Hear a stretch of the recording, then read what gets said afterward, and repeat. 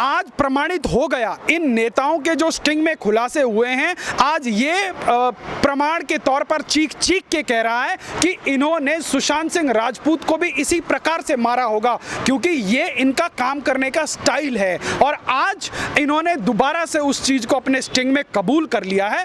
परंतु अब एक बार जो हो गया उसकी पुनरावृत्ति निश्चित रूप से नहीं होगी।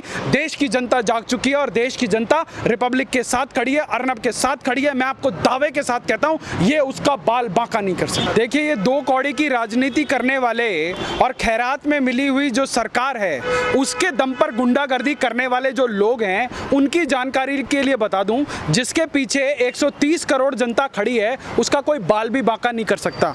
आज उसकी लोकप्रियता का अंदाजा इन नेताओं को शायद नहीं है, क्योंकि ये लोग किस प्रकार से चोरी से सरकार बना के बैठे हैं महाराष्ट्र की जनता भी जानती है और देश की जनता भी जानती है।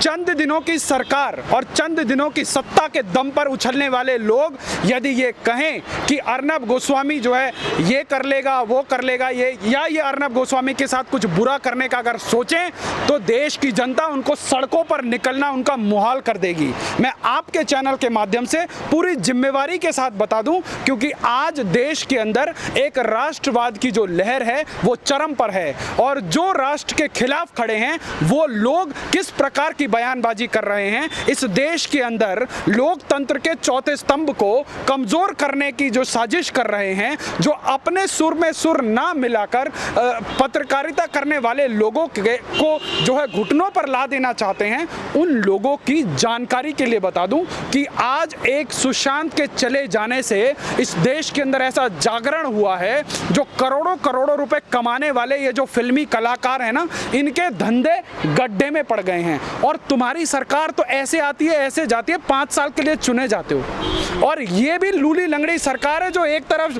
कांग्रेस है, एक तरफ एनसीपी है, और ये गठबंधन वाली सरकारें आज हैं कल नहीं हैं। तो इतना घमंड मत करो नवाब मलिक, क्योंकि ये चोरी से बनाई हुई सरकार ज़्यादा नवंबर दिसंबर तक की मोहताज है। उसके बाद कटोरा लेके महाराष्ट्र की सड़कों पर घूमते हुए नजर आओगे। अगर तुम्हें इतना घमंड है तो तुम अपना करके देख लो, इस देश की जनता बता देगी किसके साथ खड़ी है। अच्छा, इस नवाब मलिक के स्टिंग ऑपरेशन पे माजिद मेमन ने कहा है कि अर्नब को अपनी पत्रकारिता सुधारनी चाहिए, अर्नब अपनी पत्रकारिता के लेवल से हट के काम करने में लगे, इसलिए ऐसा बोला। देखिए, माजिद मेमन किस प्रकार के व्यक्ति हैं और उन्होंने अपने पूरे जीवन में क्या किया है देश की जनता भली भांति जानती है। इस देश के अंदर एक नैरेटिव चलाने वाले राजनेता अब पत्रकारों को पत्रकारिता सिखाएंगे तो काफ़ी मुश्किल होगी, क्योंकि जब आप किसी की तरफ एक उंगली उठाते हैं तो 3 उंगलियां आपकी तरफ भी उठती हैं। तो अगर आप अपनी नेतागिरी कर रहे हैं तो आप ही नेतागिरी कर लीजिए, क्योंकि यदि अगर देश के पत्रकार आपको आपकी नेतागिरी समझाने और सिखाने लग गए तो निश्चित रूप से आप लोगों को जो है बहुत भारी समस्या होने वाली है। परंतु आज एक चीज़ तो क्लियर हो गई कि ये कांग्रेस और जो कांग्रेस के घटक दल हैं उनके डीएनए में किस प्रकार की हिटलरशाही है। आप देखिए, जो देश में बिल्कुल समाप्ति के कगार पर है, 400 सांसदों वाली पार्टी जिसने 60 साल तक इस देश में राज किया, आज भी उसके दिमाग से ये बात नहीं जा रही है कि हम लोगों को जनता ने बिल्कुल नकार दिया है। और जहां जहां उनकी सरकारें हैं वो उन सरकारों के दम पर भी पूरी की पूरी बदमाशी करने पर उतारू हैं। उनकी राष्ट्रीय अध्यक्षा को अब इस एनसीपी का पाखंड बताता हूं मैं आपको।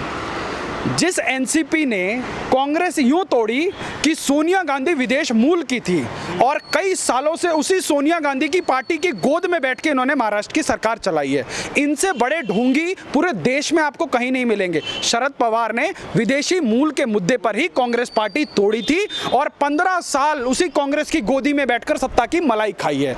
और ये सिर्फ और सिर्फ मलाई खाने वाले लोग हैं, जनता को पागल बनाकर जनता का शोषण करने वाले लोग हैं। 15 साल तक इन्होंने कितने घोटाले किए, क्या किया, ये देश की जनता ने देखा, महाराष्ट्र की जनता ने देखा। और जब देवेंद्र फडणवीस के नेतृत्व में महाराष्ट्र की सरकार बनी और महाराष्ट्र के अंदर उन्होंने जो अभूतपूर्व काम किया, परंतु उस गठबंधन का धर्म जो है तोड़कर जो शिवसेना ने जो बाला साहब के सम्मान को ले जाकर 10 जनपद की चौखट पर नीलाम कर दिया, आज उस सरकार के दम पर ये बदमाशी करने वाले लोग समझ जाएं और सचेत हो जाएं कि ये चंद दिनों की सरकार है, चंद दिनों की बदमाशी है। तो जब जनता बदमाशी पे आएगी ना, तो ये जो आज 50-50 विधायक लेके घूम रहे हो, तुम्हारे विधायक देखने को नहीं मिलेंगे।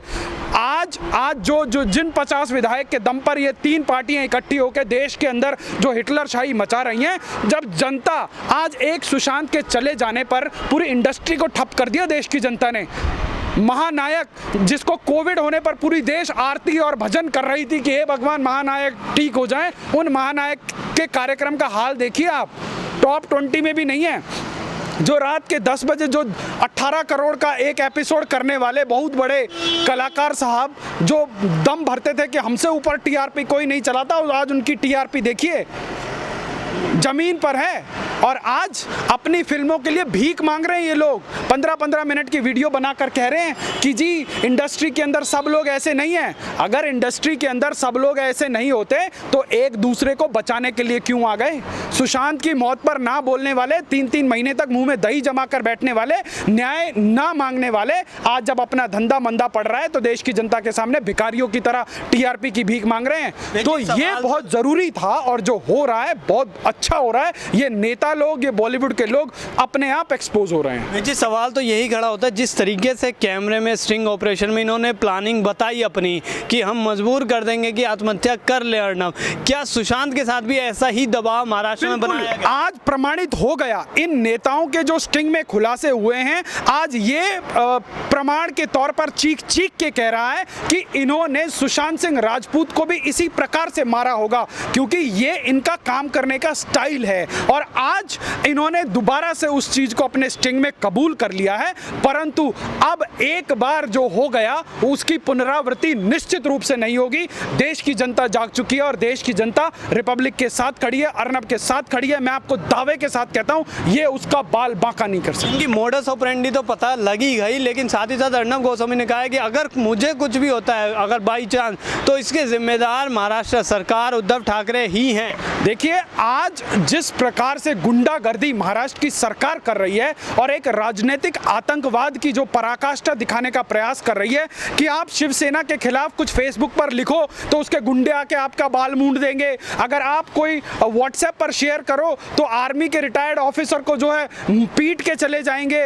और उसके बाद देखिए, जो जनता के प्रतिनिधि हैं, जो बीएमसी की चेयरमैन स्वयं एक महिला है, वो कहती है कि कंगना रनावत के मुंह पर जो है जूते मारने चाहिए, चप्पल मारने चाहिए।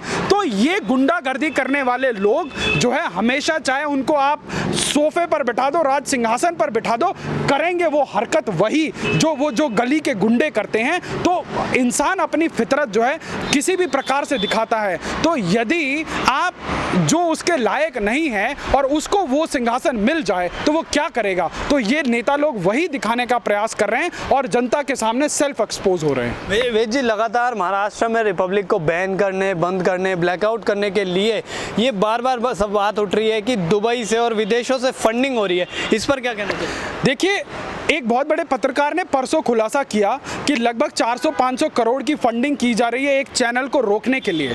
पर आज देश ये जानना चाहता है कि भाई उस चैनल ने ऐसा क्या कर दिया कि आज उसको रोकने के लिए तमाम फंडिंगें हो रही हैं। और ये मीडिया जगत के जो बड़े बड़े चैनल हैं और अपने आप को एडिटर गिल्ड का प्रेसिडेंट कहने वाले लोग, एनबीए का प्रेसिडेंट कहने वाले लोग, आज जो ये अपने चैनल चलाते हैं, आज इनके एक साथी पत्रकार के ऊपर इस प्रकार की ज्यादती हो रही है, तो ये लोग मुंह में दही जमा के क्यों बैठे हैं? तो इसका मतलब सिर्फ ये है कि अब जो है इस देश का जो लुटियन मीडिया है वो सिर्फ और सिर्फ एजेंडा चला रहा है अपने राजनीतिक आकाओं के इशारों के ऊपर। और ये बिल्कुल नहीं बोलेंगे क्योंकि आज ये ज्यादती अर्नब गोस्वामी के साथ हो रही है। परंतु यदि इनके चैनल के किसी एक पत्रकार को कुत्ता भी काट ले तो ये लोग रात के प्राइम टाइम चलाकर जो है कोई मुंह काला करता है, कोई स्क्रीन काला करता है और देश के प्रधानमंत्री और गृह मंत्री को जो है टैग करके 1-1 किलोमीटर लंबा पोस्ट चिपकाते हैं और बोलते हैं कि देश के अंदर जो है अभिव्यक्ति की आज़ादी नहीं है। और ये लोग 2014 से लेकर आज तक इतना भला बुरा बोल रहे हैं, इतना कुछ बोल रहे हैं और इनके ऊपर आज तक देश की केंद्र की सरकार ने या भारतीय जनता पार्टी ने कोई कार्रवाई नहीं करी। और परंतु आज जब मुंबई की सड़कों पर, महाराष्ट्र की सड़कों पर जो है लोकतंत्र का मजाक उड़ाया जा रहा है, अभिव्यक्ति की आज़ादी के ऊपर जो इस प्रकार से हनन किया जा रहा है, ये सब लोग चुप बैठे हैं क्योंकि इन्हीं के राजनीतिक आका ये लोग कर रहे हैं। परंतु सांच को आँच नहीं और बहुत दिनों तक ये नहीं चलने वाला। बहुत बहुत शुक्रिया वेद जी हमारे साथ जुड़ने के लिए। जिस तरीके से अर्नब गोस्वामी ने लगातार स्टिंग ऑपरेशन का सिलसिला किया है, उससे अब जो भी दबाव उन पे बनाया जा रहा था वो अब साफ तौर पे शिवसेना और कांग्रेस और एनसीपी के नेताओं के मुंह से बाहर आता दिख रहा है।